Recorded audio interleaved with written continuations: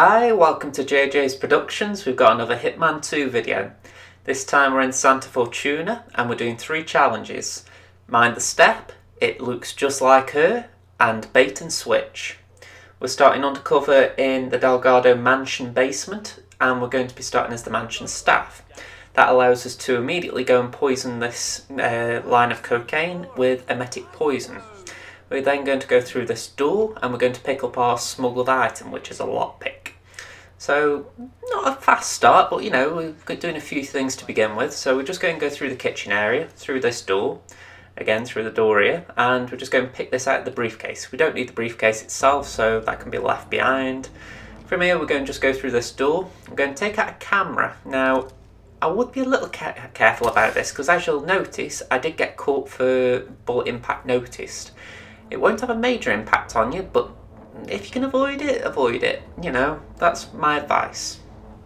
Now, at this point, the guy who we're trying to poison is just having a sniff of the cocaine, so yeah, once he's done snorting that, he'll come into the bathroom to throw up. So we'll just go and wait for him somewhere around here. As you can see, he's got a bit of a limp, so he takes his time. As soon as he's in this room though, all we got to do is subdue him, put him in the closet, and we're going to pick up a love letter that he's in possession of. So the challenge itself is pretty simple. Just whilst he's coming in here and doing that, the difficulty in this video is actually trying to route the 3 challenges together and prove a point that it's actually possible to route them, because the length of the video is quite long, I will admit, but considering the 3 targets and each of these 3 challenges are quite lengthy, I had to try my best to get through each one as fast as possible, so hopefully I'm going to be able to do that. Now there is a camera there, I can't do anything to avoid that, so just got to get caught on this occasion. At this point we're actually going to leave the mansion grounds because we've got no real need to do anything here anymore. So what we're going to do is just set up the Andrea kill. To do that we're going to actually go to a villa or a base of operations, shall we call it. I'm not exactly sure what they call it in the game, but yeah, we're going to go there and we're going to just place the love letter on her desk so that she can see it and she goes to read it. So pretty simple challenge, there's nothing too overly complicated about it. I've got to admit, I wish I'd actually done it in a different disguise to what I did, which was just the plain vanilla soldier type disguise. I wish I had actually tried to do it in this waiter disguise, because it would have been a little bit more interesting seeing that, but oh well, it's no big loss. Now I'm actually going to go around the corner here and just pick up a brick and a crowbar for the simple reason having melee weapons is much better than not having them, so it just means if I'm trying to knock someone out, I can, plus it's also a case of I've got a distraction, which I'm going to need in a moment. So we're vaulting over this wall and we're going to throw one of the 2 items just over there by the dumpster. So as soon as he hears it, we're going to just throw it at him. Now I'm a little bit out of the concealed area there, which I was surprised at. So make sure you are concealed if you're doing it. Wait for him to go to the dumpster and then throw the crowbar or the brick at his head. Now do be careful as well, because even though you're concealed, he might not turn around, so you might have to just do a throw and hope you can't see in the concealed area. So as far as silent assassin ranking goes, just be careful what you're doing there. Now pick up all the goodies that he's dropped, change disguise, and as I've said, we're just going upstairs to delete, well, we're not going to delete the surveillance yet, that'll be the last thing we do before we leave. So if you don't want to get caught on camera, just delete, shoot that camera like I did. And what we're actually going to do, as I've said, is just put the love letter on the desk, so you can climb through this window and you won't get noticed. Well, at least I didn't at this point. There might be someone just over there who can see you, so don't be too casual about it, but equally, if you time it right, you should be able to just jump through the window and you won't get noticed. So as you can see, I go back through the window, no problems here, and I'm just waiting for Andrea now at this point to actually come inside, because she's just outside the mansion grounds. So it doesn't take her forever, so what we're going to do is delete the surveillance just while we're waiting. So as you can see, I'm lining up a shot, and yeah, nice and easy. Crouch after you've done it, because there is a chance that the guard will see you just as you're moving away with the gun, and if that's the case, he will realise it was you who shot the surveillance. So my advice, just don't take chances when it comes to that. At this point, essentially I was faffing around. I hadn't really got a lot to do because the Horgate kill is next, and there isn't a lot you can do to sort of build up for that. At least not that it's worth going all the way across the map to do and then come back for Andrea. So it's much worthwhile just following her for a moment. So what I will do is I'll fast forward until she's in position. It might only be 30 seconds or so, but it just saves waiting around. So I'll see you then.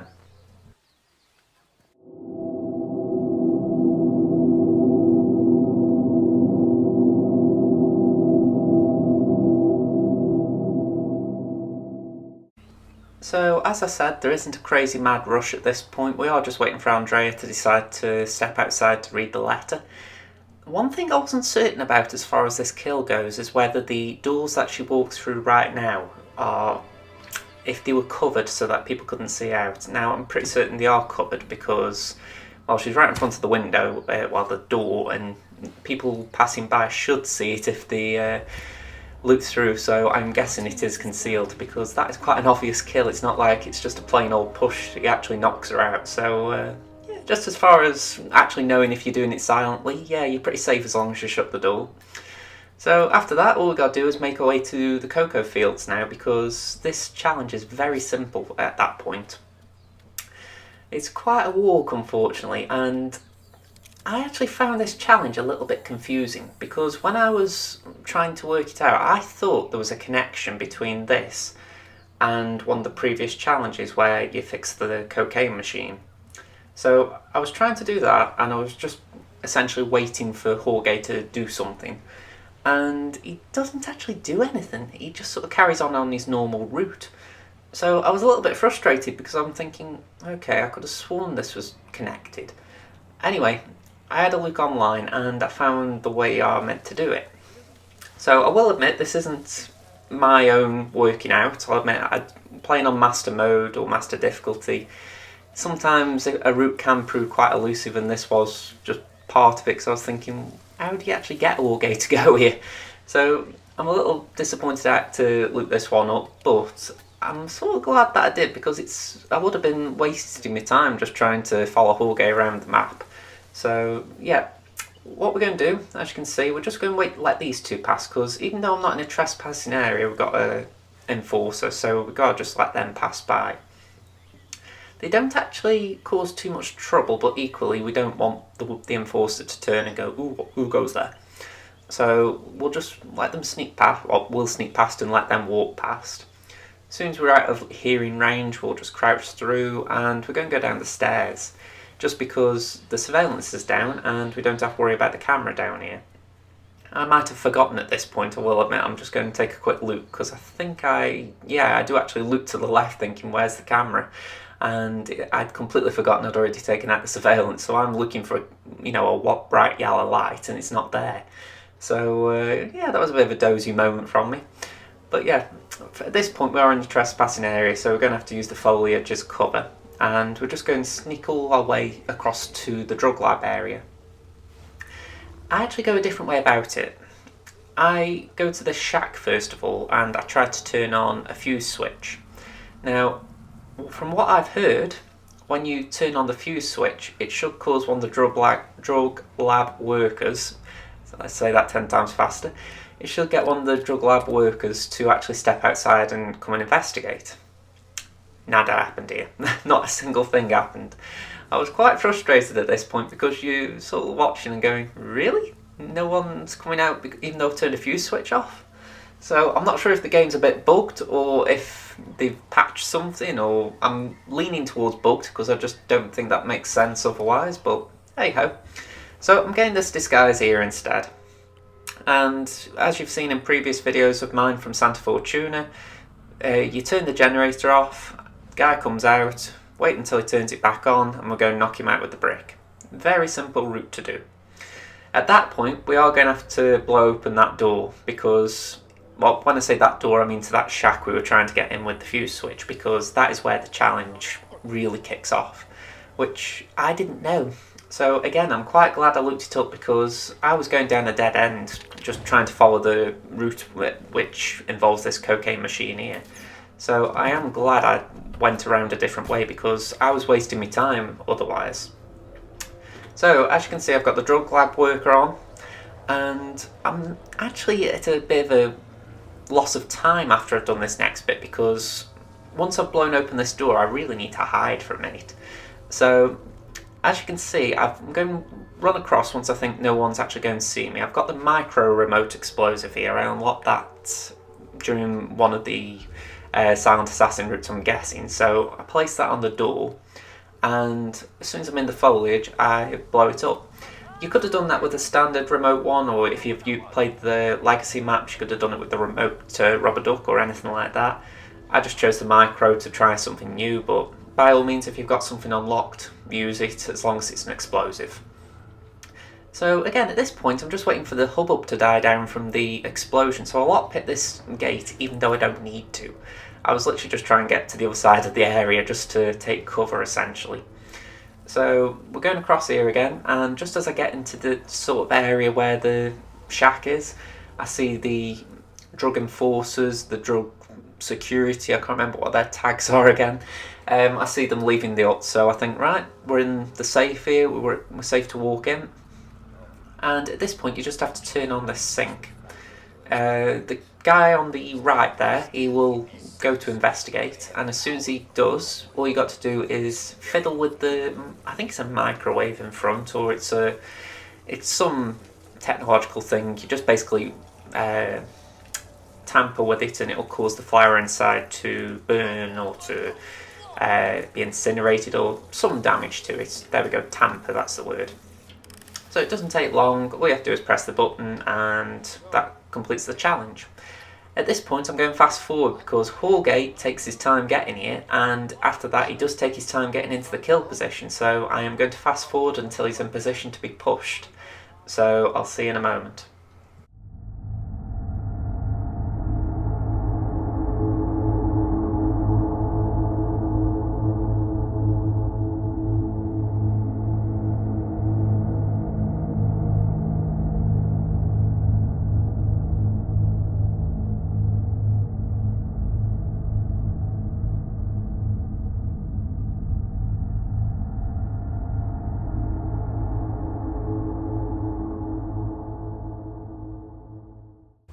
So I have skipped a few minutes there, but there isn't too much that you've missed. Essentially, Jorge just said to his posse, we're going to go look for the plant, and we've just gone up the stairs where we went before, so there's nothing too dramatic that's gone on.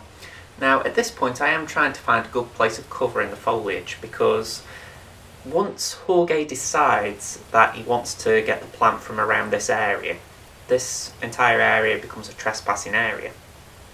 Said area a few times there, but yeah, it's just a simple case of make sure you're hidden before Jorge decides to go alone. Otherwise you will not be able to get in this area without knocking out the two drug lab guys. So you're going to have to be careful, get in fast, and then you're in the area when Jorge's on his own and ready to be pushed. Now, I took my time saying push there because I've got to admit, I found this quite an amusing kill. I'm not exactly sure why they've called it push Jorge, because when you see it, it's not exactly that, but I did find it amusing as Hitman 2 kills go up. I've got to give them credit because they've come up with some very inventive ways to kill in this one. I wouldn't exactly say they've gone with think deadly, which was the motto, but they have certainly gone think funny, or, you know, there are some amusing kills. As you can see, it says push slash eliminate. All he does is tap him on the shoulder, and yeah, there's a little bit of a push there, but you know, it's like a literal, here we go, you know, it's not like a whew. So yeah, it was very amusing looking at that. Again, full credit to them behind it. They obviously came up with a good idea how to get rid of Jorge there. So at this point I was sort of stuck because I thought, I can't use a pistol because as soon as they hear the shot they'll turn around, and even if I'm in the foliage they'll see me. And I only had one item on me that I could throw the crowbar. My concern was at that point, I will admit, that if I threw the crowbar, would it knock one of them out? It didn't. I was also concerned they wouldn't go for the crowbar. They did. And I was also concerned I wouldn't be able to get through this area without being caught. I could.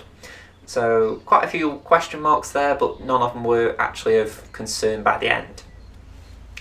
So we're on to Rico now, and there's quite a bit of the video still left to go. So the reason for that is this is arguably the most complicated kill as far as not necessarily setup, but you have to leave this kill to last, in my opinion, if you want to get Silent Assassin anyway. Now, I took a wrong turn in there just for the record, so yeah, it is right going this way. And I also forgot a very important ingredient, so I had to do a U-turn. Make sure you pick up this emetic poison plant, otherwise you aren't going to be able, well, you can get the tattooist without it, but it's a bit of a fiddle doing that. Whereas if you pick up the emetic flower, it just makes it so much easier. So, we've got a long walk now to the bar, so I'm going to save you watching that, so I'll see you in a minute.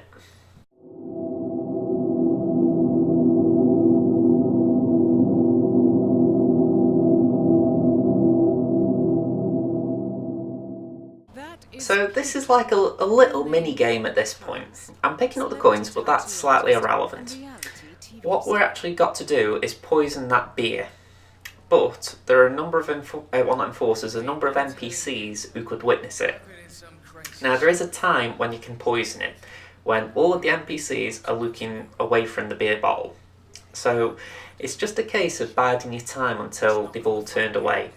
So in a moment, P-Power, the tattooist on the right, he's going to go towards the right hand side of the screen and look away that way. The bartender is going to look towards the shelves behind him, and you're going to have a chance to poison the beer. At that point, P-Power will take a drink of the beer and he'll go to throw up in the bathroom just up ahead. So it's all a case of timing it, because as you'll notice as well, there's an NPC there just looking. So you can't just jump straight in and poison the beer, you've got to wait until he's looking away as well. There's definitely an opportunity for every player. You know, it's just a case of it might not be this moment. And when I'm playing this, I get a little bit annoyed at that one NPC back there, because I'm thinking, not only that, but you've got the bartender as well who's threatening to turn around and he doesn't. You know, at 20 minutes in, you don't want to be playing this mini game, but if you're doing it at the beginning, it's not as bad. Now, the reason you have to leave the tattooist till last, in my opinion, is down to the fact that it's not an accidental kill, it's a melee kill. And you can't hide the body either.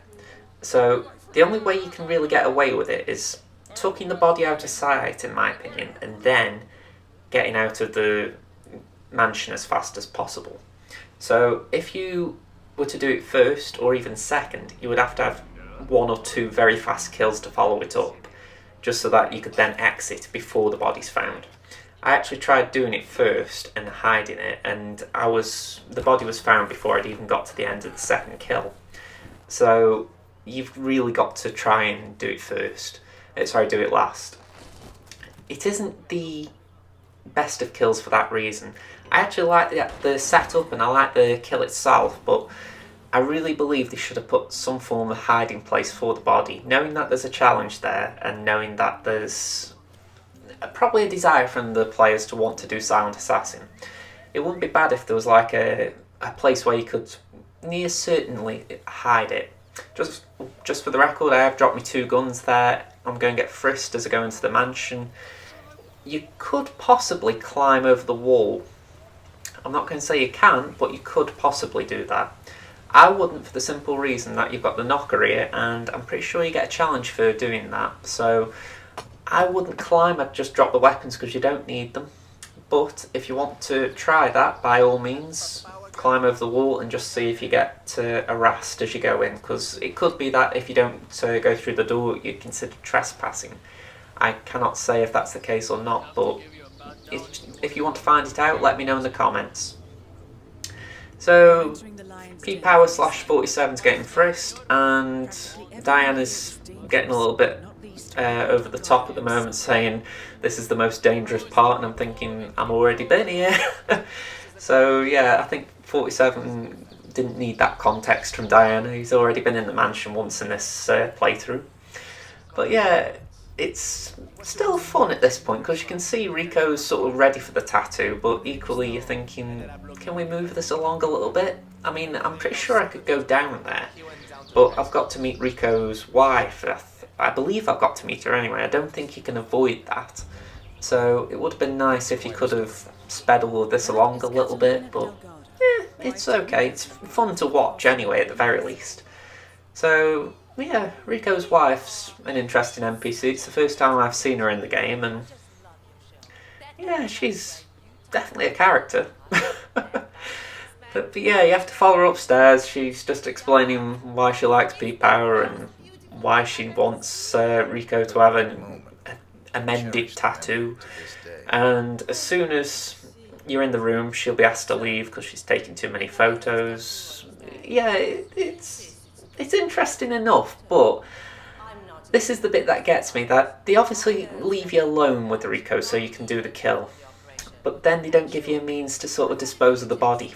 And it is an irritant. It's not that you can't get away with it, but it does sort of mean that you have to do it last.